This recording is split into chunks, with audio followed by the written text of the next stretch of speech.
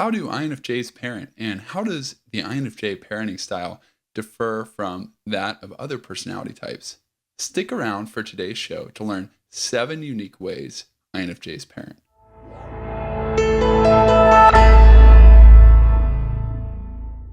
I know an INFJ mom who spent thousands of dollars working through her past with a counselor so that she could be the best mom possible to her kids.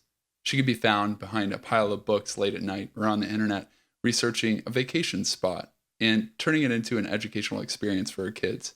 She also poured hours and tons of creativity into unique studies that would help her children grow because she cared and she cared deeply. Are all INFJ parents like this? Let's take a look at 7 ways INFJs parent uniquely. First and foremost, INFJ parents appreciate each child's strengths. This is, not surprisingly, a result of the function stack in the way INFJs are wired. INFJs lead with a function or mindset called introverted intuition that makes them curious about the way the world works, so they spend lots of time observing and researching so they can understand.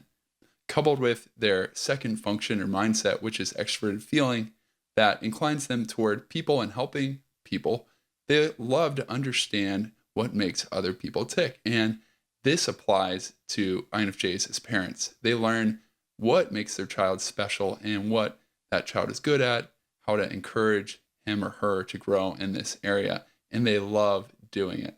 It doesn't always mean that parenting is a breeze, especially when they have a child who is a different personality type. And it doesn't mean that they always make the best decisions, but they do really enjoy learning what makes their child special and encouraging him or her to grow to reach his or her potential. Number 2, INFJ parents cultivate quiet play. As introverts, especially introvert users of introverted intuition, they know they can't concentrate without quiet and especially silence if they're doing some kind of creative work. So they appreciate it when children are able to focus on a particular toy or activity quietly. I know one INFJ who purchases quiet toys for this reason so that she can get her work done while the child is playing. She's purposeful in teaching the child how to play and do quiet activities. Now, this doesn't always work out well because some kids are extroverts and they need to get their energy out. And that's where the challenge comes in, and it's just part of parenting. But by and large, I know that INFJs really appreciate it when their children are able to play quietly, and just building a few activities or times into the day when the kids can do something without making a lot of noise really helps the INFJ, and it's also good for the child. Third, INFJ parents engage their children's imagination. This has to be one of my favorite ways to play with our son, just to take a cardboard box and turn it into a rocket ship, or to turn it into a boat, or to make something what it isn't and to use the imagination. This is something that's a bit harder for him because he's more of a concrete, practical thinker. I'm pretty sure he's an ESTJ, but just the opportunity to create what isn't out of something that is a joy for a lot of INFJs, especially since we are dominant intuitives and we love to think of possibilities. So imagining and reading imaginative stories, creative stories from the library, really any way we can bring in the imagination is often unique and special for the INFJ. Fourth, INFJ parents on some level study child development. It may be formally, they may go to school for this, they may pick up a book, they may research it on the internet, or they may just be an observer because NI, or introverted intuition, makes INFJs super curious about why people do what they do. So this usually applies to the developmental stages a child goes through. Again, I have a friend who has tons of boxes for each of the stages of development that her kids went through that she saved and she is now using with their grandkids. I know another INFJ who is very purposeful, again, with the toys that she puts out for her child to play with. And hopefully a lot of parents would do this, but I think it's particularly unique to the INFJ because they want to encourage growth in each stage so that the kid is able to reach his or her potential and do it well.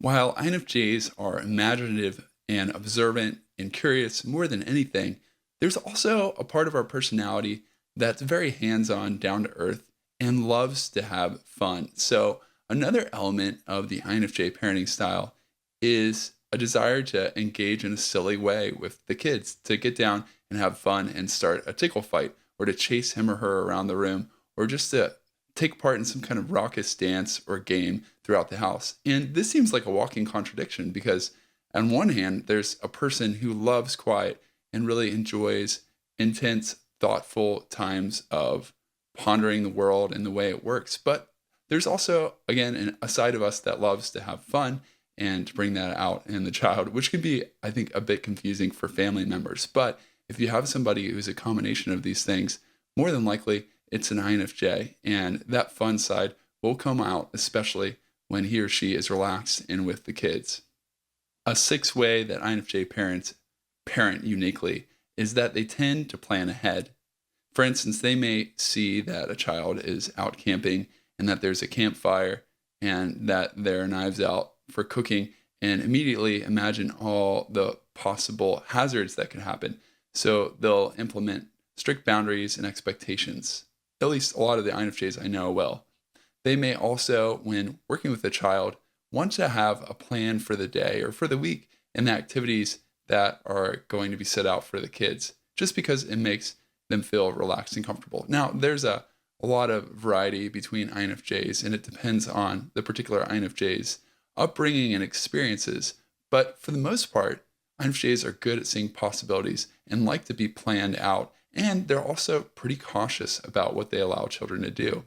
That cautious side of the INFJ can create some conflict because I know that a lot of sensing types are more in the moment and they tend to work together, especially the extroverted types, to try to keep the kids out of trouble when the trouble arises. So communication is really important. I know that's the case for my wife and I. We're both introverts, and I've learned that I can't assume she is with me and knows what I'm thinking. I have to voice what I expect, and then we need to talk about it because we have different styles, but we're learning to work together. And it's probably different for the way that you do it. But for the most part, INFJs tend to look ahead and are cautious when parenting their kids. Finally, and perhaps most importantly, INFJ parents care deeply about their kids. And I know that most parents care deeply about their kids, but particularly the INFJ. They care about their child's social, emotional, physical, spiritual development in all aspects, quite frankly.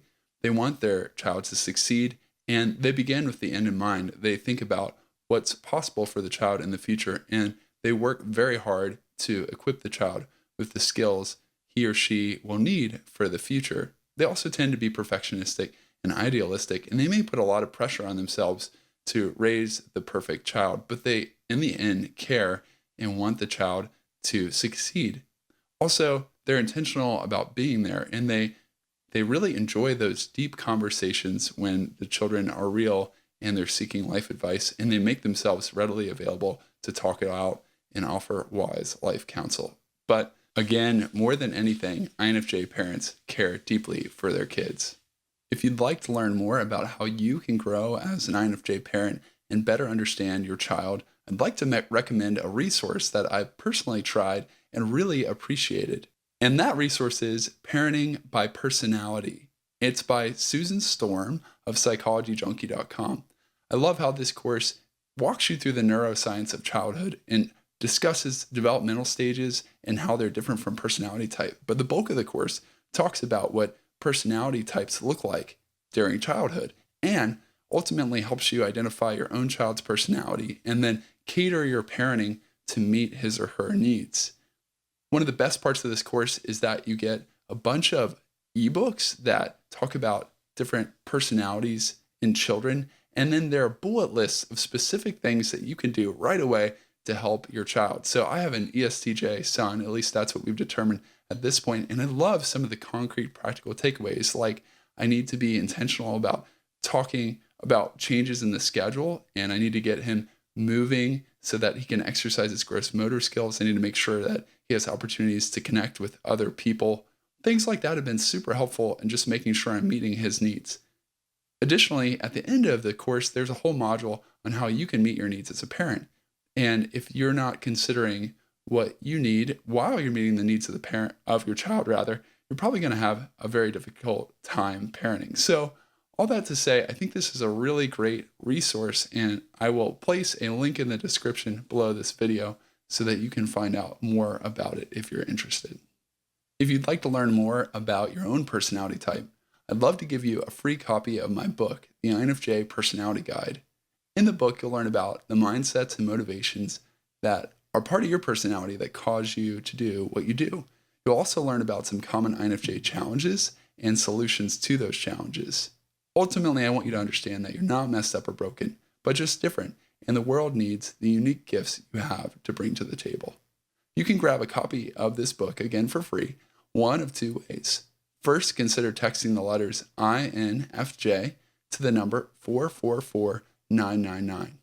Or you can visit ispeakpeople.com/INFJ-personality-guide to grab a copy there.